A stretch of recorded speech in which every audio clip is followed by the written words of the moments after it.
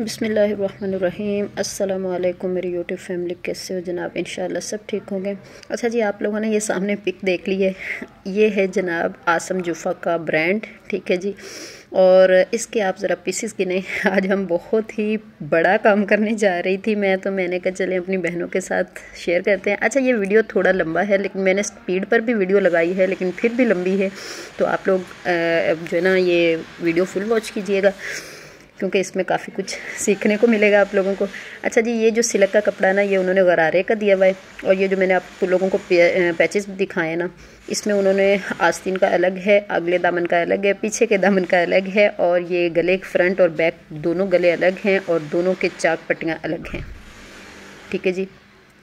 तो यहाँ पर काफ़ी जो चीज़ें थी ना वो इतना बड़े बड़े पैचेस थे ना कि, और फिर आप लोगों को पता है मैं जो है ना सस्ते वाले काम ही करती हूँ। मेरे पास काया था, मेरा ख़राब हो चुका था, मैंने भी दोबारा लेने की जहमत नहीं की, मैंने पेचकस गर्म किया और फटाफट आप लोग देख लें कितनी फिनिशिंग के साथ, और काया से ज़्यादा जल्दी ये काविया कर देता है। तो मैंने फटाफट यहाँ पर ना टिशू विशू उसका निकाल के ना, तो साइडें इस तरह से साफ़ कर ली थी, जो फालतू वालतू कपड़े थे वो निकाल दिया था, और बहुत ही फिनिशिंग के साथ यहाँ पर मैंने पट्टियाँ जो है ना सारी गले की, फ्रंट की, बैक का, और सारी पट्टियाँ शट्टियाँ तैयार कर ली थी एक ही दफ़ा में, ठीक है जी। और मुझे यकीन करें ये एक रात और एक दिन लग गया था सूट सिलाई करते करते बहुत काम था इसके ऊपर। अच्छा जी, ये जितने भी ब्रांड के कपड़े होते हैं ना, ये एक गलती इनमें आ जाती है। ये ऑनलाइन मंगवाया उन्होंने सूट, जिनका ये सूट था, ठीक है जी। तो यहाँ पर ना उन्होंने आड़ा कपड़ा दिया हुआ है। हालांकि जितने भी हमारे जो सूट होते हैं ना महंगे वाले, उनमें सीधा कपड़ा होना चाहिए, क्योंकि वो इतना पैसा लगाने का फिर कोई फ़ायदा नहीं होता। जो आड़ा कपड़ा होता है ना, उसमें मतलब वो नीचे की तरफ ढलकता रहता है, और ऊपर से टेढ़ा मेढ़ा कान शान भी आ जाती है उसमें। अच्छा, मैंने यहाँ पर जो है ना कुछ भी कटिंग नहीं किया था, मैंने फ्रंट और बैक की सीधी सीधी तय कर ली थी, इस तरह से ऊपर गले रख के उनको पिने लगा ली थी, और मैं आ गई थी मशीन के ऊपर। अच्छा जी, ये नायलॉन का धागा है, नायलॉन पता नहीं क्या इसको बोलते हैं, मेरी हम तो पैराशूट का बोलती हूँ मैं तो, क्योंकि हर इलाके की ना ज़ुबान अपनी अपनी अलग अलग ज़ुबान होती है, ज़ाहिर सी बात है। तो मेरे सुनने में आया था कि ये नायलॉन का धागा है। खैर जो भी है, तो ये आप लोगों को पता है, इसका मसला ये होता है कि ये धागा जो है ना ये हर काम में बहुत अच्छा रहता है। आप दुपट्टों पे कोई काम कर रहे हो, या आप कमीज़ पे कर रहे हो, या पैचेस लगा रहे हो, तो इस धागे के ऊपर मतलब बड़ी फिनिशिंग के साथ ये धागा काम करता है। अच्छा जी, मैंने इस तरह से ना कट लगा लिया था, और ऊपर बिल्कुल क्रेस बना ली थी पहले मैंने, गले की भी और कपड़े की भी। उसके बाद मैंने इस तरह से पिन्ने लगा ली थी। पिन्ने लगाने के बाद मैंने उल्टा कपड़े का ना हिस्सा जो था वो मैंने उल्टा लिया था, इसलिए कि मैंने गला सीधा करना था और फोल्डिंग में गला बनाना था, ठीक है जी। तो मैंने कपड़ा उल्टा रखा था और गला भी उसके ऊपर उल्टा ही रखा था, और रख के ना मैंने इस तरह सिलाई लगा के ना अंदर कट लगा लिए थे। उसके बाद जो मैंने इसको सीधा कर लिया था और पिन्ने शिन्ने इसकी निकाल ली थी। मैंने कोई ग्लू नहीं लगाया, कोई स्टिक नहीं लगाई, कुछ भी नहीं लगाया था, और बड़ी ही अच्छी और फिनिशिंग के साथ ये गला इस तरह से लग गया था, ठीक है। और दूसरा ये होता है ना कि यहाँ पर हम अगर फ्यूजिंग लगाते हैं ना, तो फिर कड़क कड़क सा बनता है गला, और इतनी ज़्यादा फिनिशिंग नहीं आती है। तो इस तरह गला बहुत ही प्यारा और यूनिक लग गया था, ठीक है जी। ऊपर से मैंने इस तरह से सिलाइयाँ लगा के ना पहले गले को पक्का कर लिया था, ताकि गला जो है ना वो अपनी जगह से हिले ना। उसके बाद मैंने यहाँ से रख के सीधी सिलाई लंबी नोक तक लगा ली थी, और तीनों मतलब पूरी जो फ्रंट था ना इसका, वो एक किस्म का मैंने पूरा एक जमा लिया था, ठीक है ना, गले को कपड़े के ऊपर बिल्कुल जमा लिया था। उसके बाद मैंने इस तरह से सिलाइयाँ लगा दी थी। सिलाई जो थी ना वो मैं हल्का हल्का सा, जैसे ये कट बने हुए थे ना, मैं इसी तरह हिला हिला के मशीन को सिलाई लगा रही थी, लेकिन वीडियो स्पीड पे लगी हुई है तो यहाँ से आप लोगों को शायद समझ ना आ रही हो, लेकिन मैंने इसको जिस तरह पत्तियाँ बनी हुई थी ना, तो मैंने इसी तरह हिला हिला के ना थोड़ा सा कपड़े को, तो उसी तरह मैंने सिलाइयाँ लगाई थी। बिल्कुल भी नायलॉन का धागा था, तो पता भी नहीं चल रहा था कि कहीं सिलाई लगी हुई है, और कोई भी झोल, आप यकीन करें एक भी झोल नहीं नीचे आया था। तो इस तरह से मैंने करके ना गला जो है वो तैयार कर लिया था, और इसका बे गला था, बिल्कुल भी गहरा नहीं था, ठीक है जी। और दूसरा ये हो गया कि उन्होंने ना इसमें एक काम ख़राब किया हुआ है। उन्होंने तस्वीर में कुछ और दिया हुआ है, लेकिन तस्वीर के साथ जो पट्टे शट्टे थे ना, ये पैचेस, इसमें उन्होंने जो गरारे का पैचेस देना था ना, वो उन्होंने नहीं दिया था। मतलब नीचे शेफून में तो काम हुआ हुआ था, तो ऊपर जो घुटनों के ऊपर लगता है ना, वो वाला पीस उन्होंने नहीं दिया हुआ था।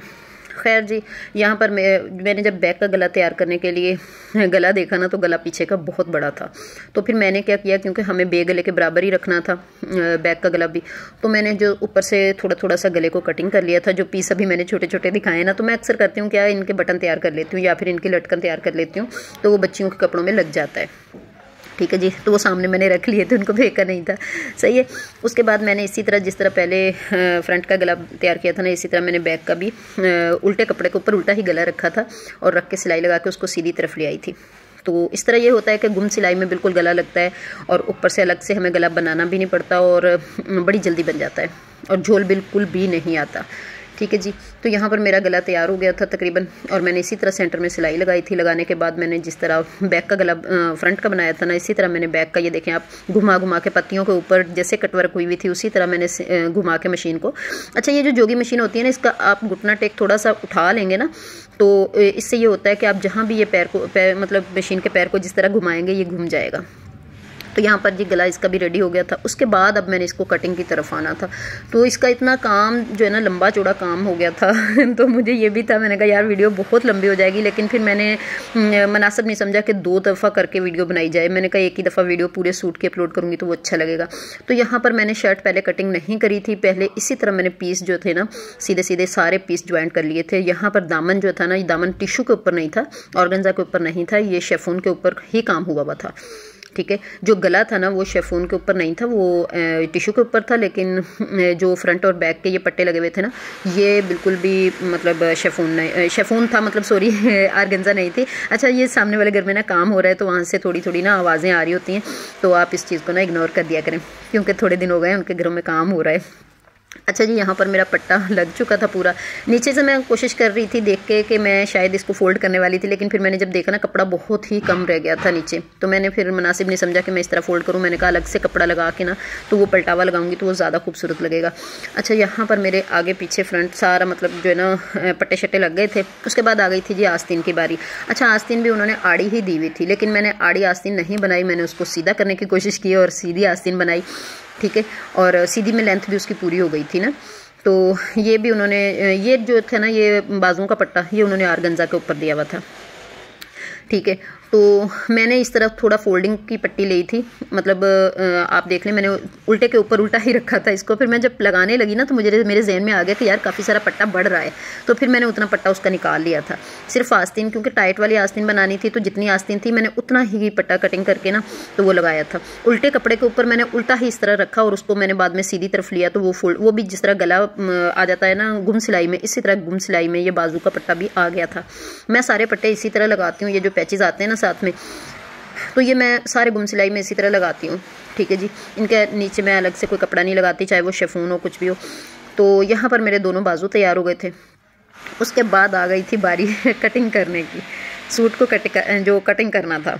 तो मैं अब ये सोच रही थी, मैंने कहा यार इसमें क्योंकि आड़ा था ना तो उसमें टेढ़ापन आ रहा था, तो मैंने यहाँ पे जो नाप की, अच्छा मैंने पहले ये सोचा था, मैंने कहा मैं ना इसकी वीडियो नहीं बनाऊंगी, मतलब सूट जो सिलाई तो मैंने दिखा दूंगी लेकिन मैं कटिंग की वीडियो नहीं बनाऊंगी। लेकिन फिर मुझे ये आया, मैंने कहा यार फिर मेरे जो सब्सक्राइबर हैं, जो मेरे व्यूवर्स हैं, उनको ये होगा कि ये रेशमी सूट था इस तरह, मतलब बहुत सारी मेरी बिगनर बच्चियाँ हैं जिनको समझ नहीं आती है रेशमी कपड़ा कटिंग करने का तरीकाकार नहीं मतलब पता है इंची टेप के बगैर। तो फिर मैंने इसलिए ये मजबूरन वीडियो इसकी भी बनाई, इसीलिए तो वीडियो थोड़ी सी लंबी हो गई थी। मैंने जो नाप का सूट था ना, मैंने उसको उल्टा किया था, उल्टा करके मैंने उसको अच्छे से एक दफ़ा प्रेस कर लिया था। उसके बाद यहाँ पर मैंने नीचे जो शमीज़ का कपड़ा था इनर का, तो मैंने वो बिछा लिया था, 4 तय थे उसके, ठीक है जी। उसके ऊपर मैंने सीधा फ्रंट जो था ना इस तरह से रख के उसको भी मैंने क्रेस बना ली थी इस तरह हल्की हल्की मार के। उसके बाद ये मैंने ऊपर बैक रखा था, बैक का गला जो ना वो थोड़ा चौड़ा ही था क्योंकि उसका काम ही इतना हुआ हुआ था। अच्छा जी, यहाँ पर मैंने यहाँ पर पिन्ने लगा ली थी, लगाने के बाद मैंने इसको भी ऊपर से सीधा कर लिया था। उसके बाद मैंने ऊपर ना नाप की कमीज़ जो थी ना, नाप की शर्ट वो वाली रखनी थी, रख के मैंने उसी तरह चौक के साथ निशान लगाए थे। लेकिन जो नाप जिनका ये सूट था ना, उन्होंने बोला था कि आप इसको 2-2 इंच खुला रखना, क्योंकि ये रेशमी सूट है और लेंथ में भी ज़्यादा आजकल चल रहे हैं और लूज़ चल रहे हैं, तो आप इसको खुला रखिएगा। तो मुझे इस नाप वाले सूट से काफ़ी उसको खुला करना था, इसलिए मैंने फिर जितना हिस्सा था ना साइड में, तो जो टेढ़ा मेढ़ा आ रहा था वो मैंने निकाला था, बाकी जितना था मैंने उतना ही ले लिया था। तो यहाँ पर मैंने कंधे की कटिंग निशान लगा लिए थे। उसके बाद मैंने सीधे सीधे से निशान लगा लिए थे, क्योंकि मैं जो रेशमी कपड़ा होता है ना उसके अंदर से मैं कपड़ा बिल्कुल भी, मेरी कोशिश होती है कि कपड़ा कटिंग ना किया जाए ज़्यादा, क्योंकि अगर ये कपड़ा कटिंग कर देते हैं ना हम, तो वो बाद में लूज़ होने के काबिल नहीं रहते, ठीक है जी। तो यहाँ पर मैंने जो है ना सीधी सीधी कमीज़ की कटिंग कर ली थी। और उसके बाद जो मेरा मेन काम था ना वो उसके बाद स्टार्ट हुआ था। तो यहाँ पर मैंने ना आस्तीन भी कटिंग कर ली थी और शर्ट वर्ट सब कुछ कटिंग करके ना रख लिया था। गरारा कटिंग नहीं किया था क्योंकि मुझे गरारा आप लोगों के सामने कटिंग करना था। तो मैंने सबसे पहले शर्ट तैयार की, मतलब यहाँ पे शर्ट तैयार की थी। तो मैं ये चौक का निशान लगा रही थी, एक बालिश एक चप्पे के ऊपर, ठीक है जी। तो यहाँ पर आ जाएं जी जनाब, ये देखें हमारी शर्ट तैयार हो गई थी। अच्छा, इसका मैं गला किस तरह बना रही हूँ ये आप लोग गौर कीजिएगा, क्योंकि ऑलरेडी हमने गला बना लिया है ना शर्ट का। तो अब जो हमने करना था वो ये था कि मैंने इसको ना फ्यूजिंग नहीं लगानी थी। तो मैंने यहाँ से बराबर का रख के कटिंग कर लिया था। उसके बाद जिस तरह से हम शमीज़ को कपड़ा फोल्ड करते हैं ना, जिस तरह हम पल्लू को, दुपट्टे के पल्लू भी इस तरह बारीक बारीक से फोल्ड करते हैं, इस तरह मुझे दोनों आगे पीछे के गले इसी तरह रेडी करने थे। बारीक सिलाई के साथ हमने इसको मोड़ लेना था गले को, ठीक है जी, कटिंग करके। और फ्रंट का फ्रंट को ही लगाना है, बैक का बैक को ही लगाना है। इकट्ठे कटिंग करके ना बाद में भूल भी हो जाती। अच्छा जी, मैंने ये दोनों तरफ से खुला रखना था, सिर्फ इसके कंधे ज्वाइंट करने थे और सेंटर से इसको हल्का सा टच देना था सिलाई का, बस। बाकी इसको मैंने लूज ही रखना था, मतलब गले के साथ पूरा ज्वाइंट नहीं देना था। अच्छा, इसका रीज़न क्या है? अगर जैसे अभी ये बेगला है तो इसको कभी हमने गला खुला करना हो या गला बड़ा करना हो या आगे से कट खोलना हो कुछ ना, तो वो फिर ये होता है कि आराम से गला जो है ना साइड खुल जाती है। अच्छा जी, यहाँ पर मैंने वो काम अपना सारा शर्ट का निपटा लिया था। फिर मैंने कहा एक ही दफ़ा वीडियो बनाऊंगी। ये आ गया था ट्राउज़र का घेर, मतलब गरारे का घेर था। तो ये उन्होंने अलग से इस तरह से पट्टियाँ दी हुई थी, पट्टे दिए थे छोटे छोटे से। तो मैं गरारा किस तरह इसका तैयार कर रही थी, क्योंकि जो उन्होंने कपड़ा दिया था ना गरारे का वो बहुत ही कम था, मतलब लेंथ में कम था, चौड़ाई में तो ठीक था। और उसने गरारा जो पिक में पहना हुआ है ना मॉडल ने, तो वो इस तरह से पहना हुआ है कि वो बहुत ही लूज़ गरारा है, मतलब घुटनों के ऊपर से ना टाइट नहीं है, ठीक है। तो मुझे उसी तरह बनाना था। मैंने क्या किया था जी, यहाँ पर मैंने लंबी चाल की सिलाई लगाई थी। लगाने के बाद मैंने उसको धागा खींच के मैंने जो ना लंबी लंबी सी चुन्नट बना ली थी उसमें। उसके बाद मैंने ट्राउज़र जैसे कटिंग करते हैं इसी तरह मैंने फुल बड़े घेर का ट्राउज़र, मतलब खुला फ्लैपर जिसको बोलते हैं ना, तकरीबन 2 बालिश चौड़ा पैंचा इसका रखा था, काफ़ी खुला खुला नीचे से ट्राउज़र था पैंचा। तो इस तरह मैंने क्रेस बना ली थी। क्रेस बनाने के बाद मैंने जितना नीचे लटकाना था ना, जितना इसका काम हुआ था ना, सिर्फ उतना ही नीचे लटकना था, बाकी जो था ना ऊपर से मैंने फिक्स कर देना। तो मैंने इसको उल्टी से ऊपर की तरफ घुमाया।